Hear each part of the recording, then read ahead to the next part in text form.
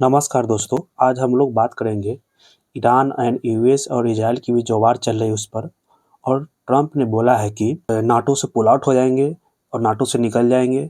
और बोले हैं कि एक नाटो जो है एक पेपर टाइगर की तरह बन के रह गया है। और नाटो एक्चुअली हुआ यह है कि नाटो का रूल है कि जब किसी कंट्री पर अटैक होगा तो जो भी नाटो का मेंबर है वे सब मिलकर जो इनेमी कंट्री है उस पर अटैक करेंगे।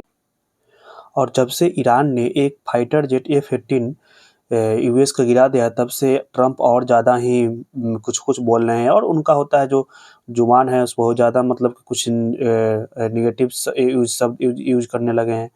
और इसके कारण और ज़्यादा यूएस का पूरा वर्ल्ड में बेइज़्ज़ती हो रही है कि एक उनका फाइटर जेट शूट डाउन हो गया। यूएस बोलता है मेरा फाइटर जेट सबसे बेस्ट है पूरा वर्ल्ड में। और नाटो एक देखिए तो नाटो एक संगठन नहीं है, एक ट्रीटी है। और नाटो से निकलना इतना आसान नहीं है। नाटो का रूल रेगुलेशन बहुत ज़्यादा टफ है। और नाटो का स्थापना 1949 में हुआ था और इसके अंदर 32 कंट्री है। और नाटो के एक रूल है कि नाटो कभी भी जो भी एक जो नाटो का जब किसी कंट्री जब उससे शामिल होता है तो उसका जो संसद होता है वहाँ से रूल पास किया जाता है, बिल पास किया जाता है, वहाँ से अप्रूवल मिलता है, तब नाटो का मेंबरशिप मिलता है। इसीलिए नाटो से निकलना आसान नहीं है।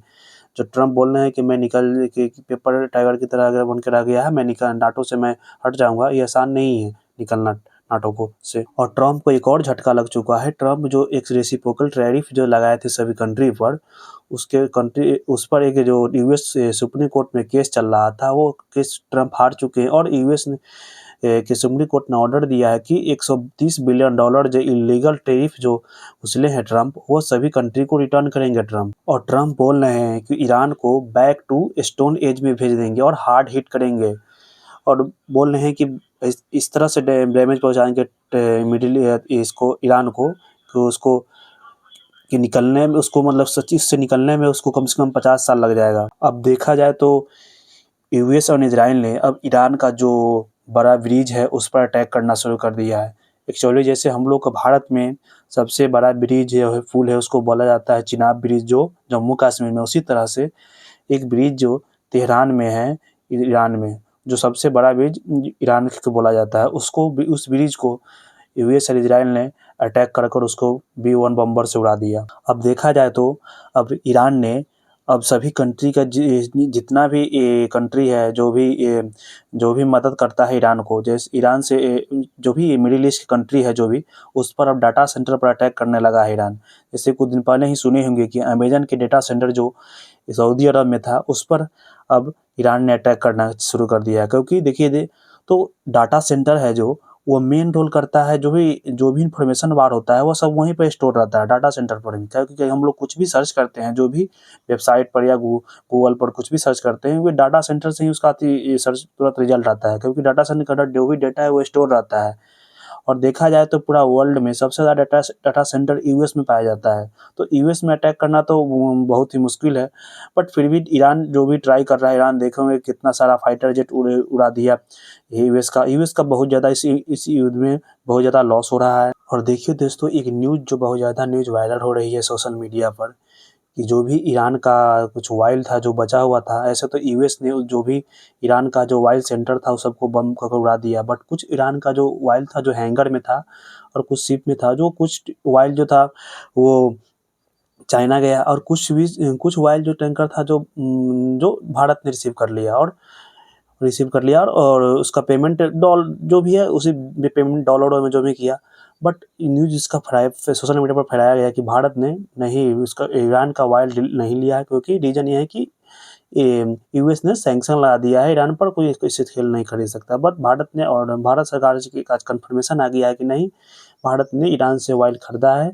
और भारत और भी कंट्री से खरीद रहा है ऑयल, क्योंकि तेल का प्राइस है बहुत ज़्यादा इंटरनेशनल मार्केट में बढ़ गया है।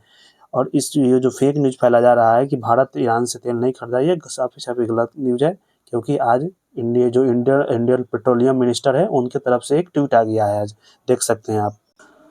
और दोस्तों, हम लोग के जो बगल का एक भिखारी कंट्री है, वहाँ पर तो ऐसा हाल है कि पेट्रोल का प्राइस तो 43% बढ़ गया है और डीजल का प्राइस 55% बढ़ गया है। और वहाँ पर पैसा बहुत ज़्यादा, वहाँ पर लोगों को बहुत ज़्यादा टेंशन में आ गए हैं, क्योंकि जैसे ही पेट्रोल का प्राइस बढ़ा है, वहाँ का लोगों का भी उस पर अब जेब पर असर पड़ेगा। इसी कारण पाकिस्तान के लोगों में अब खौफ का माहौल आ गया है कि अब महंगाई बहुत ज़्यादा बढ़ जाएगा। और दोस्तों देखिए, पाकिस्तान को एक रक्षा मंत्री का बयान आया है कि भारत को घुसकर वो मारेंगे।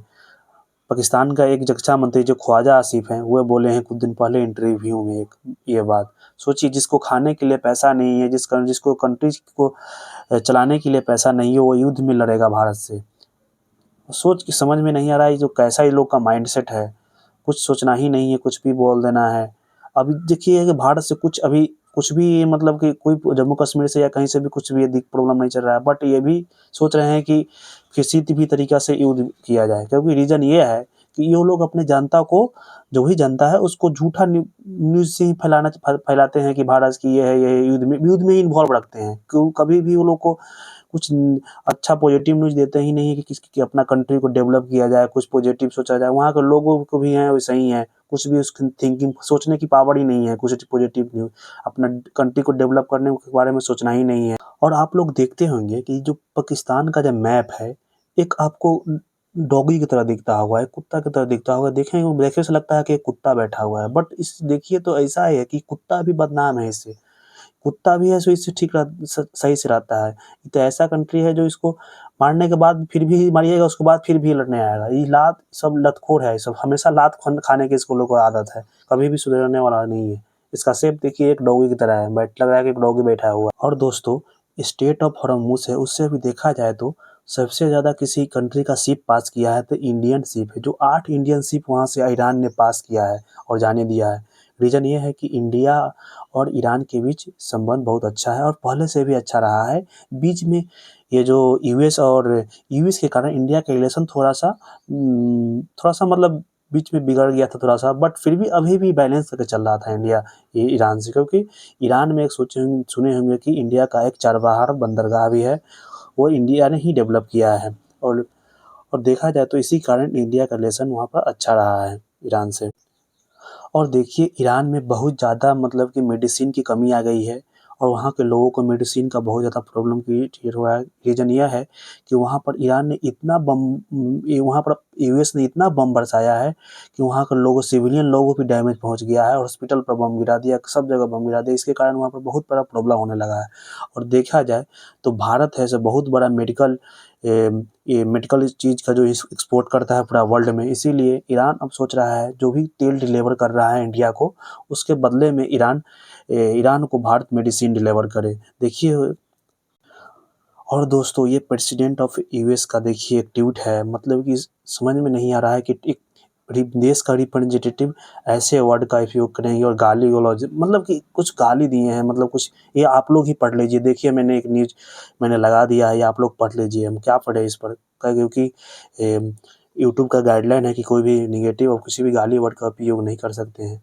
अब आप पढ़ लीजिए इसमें क्या लिखा हुआ है। मतलब इतना नेगेटिव वर्ड यूज़ किए हैं प्रेसिडेंट ट्रम्प, मतलब कि क्या बोले जाए, कुछ नहीं बोल सकते। और देखिए, अभी ईरान कुछ नहीं किया है। ईरान, ये जो सऊदी अरब, कतर, बहरीन और जॉर्डन, ये सब देश है, ये लोग के पास पानी नहीं है। ये लोग पानी है, समुद्र का पानी है, उसी को डिसैलिनाइज़ेशन करते हैं और उसका जो भी उसका साल्ट रिमूव करते हैं और उसको पानी को प्यूरीफाई कर और ये लोग पानी पीते हैं, समुद्र का पानी को ही।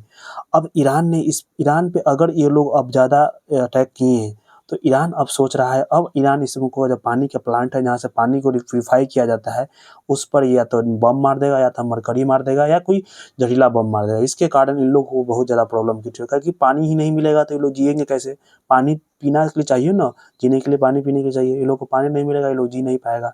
इसीलिए लोग को बहुत प्रॉब्लम होने वाला है। अब ये लोग अगर ये इलाज कुछ अगर सॉल्यूशन नहीं निकाले तो इन लोग को ईरान इन लोग का अच्छा से इलाज करने वाला है और सऊदी अरब, कतर, बहरीन, इन लोग को समझ में आ जाएगा कि ईरान से युद्ध करने का मतलब क्या होता है। और देखा जाए तो अब यूएस अब सोच रहा है कि ग्राउंड ऑपरेशन किया जाए अब ईरान में। और इसी कारण यूएस के जो भी शिप है, वार शिप है, जो भी 7वीं बेड़ा है, जो भी है, वो सभी शिप अब ईरान की तरफ धीरे-धीरे बढ़ गए हैं और ये लोग सोच रहे हैं कि अब ग्राउंड ऑपरेशन करें यहाँ पर ईरान में। क्योंकि ईरान के लोगों हैं, जो भी ईरान का जो भी मिसाइल-विसाइल है, जो भी उसका न्यूक्लियर पावर प्लांट है, वो सब सब चीज़ को मतलब ईरान ने एक टनल के अंदर, एक पहाड़ के नीचे अंदर सब छिपा के रखे हुए हैं। और एक बोले रीज़न ये है कि ईरान का इलाका जो है देखे होंगे कि बहुत ज़्यादा पहाड़ी इलाका है। पहाड़ी इलाका में मतलब कि वार करना बहुत ही मुश्किल है, युद्ध लड़ना, क्योंकि वहाँ पर एक गोरिल्ला वार खेला जाता है। छुप कर वार करता है, छुप कर वार करेगा, आपको पता ही नहीं चलेगा कि कहाँ से गोली चला रहा है, कहाँ से क्या कर रहा है, आपको पता ही नहीं चलेगा, फिर छुप जाएगा। यही यही हुआ था यहाँ पर अफ़गानिस्तान में यूएस 19 साल वार किया, युद्ध लड़ा, बाकी उसका कुछ भी सॉल्यूशन नहीं है। बाद में तालिबान का ही सरकार वहाँ आया, क्योंकि वहाँ पर तालिबान के लोगों जो थे, जो तालिबान का लोगों थे, तो उस वहाँ पर छुप के लड़ रहा था, मतलब पहाड़ के नीचे, इसी कारण वो लोग नहीं जीत पाया। और फिर यहाँ पर देखिए अब ईरान में गए, ईरान से ही लगता है, ये भी दिख रहा है यहाँ से, ईरान से भी ये लोग भी युद्ध हार के ही निकलेंगे, क्योंकि यहाँ इसका कोई सॉल्यूशन नहीं निकलने वाला है। रिटर्न कार्रवाई में ईरान ने अगर एक भी यूएस का एयरक्राफ्ट उड़ा दिया, तो हो सकता है कि यूएस अपना इज्जत बचाने के लिए न्यूक्लियर बम भी मार दे ईरान पर।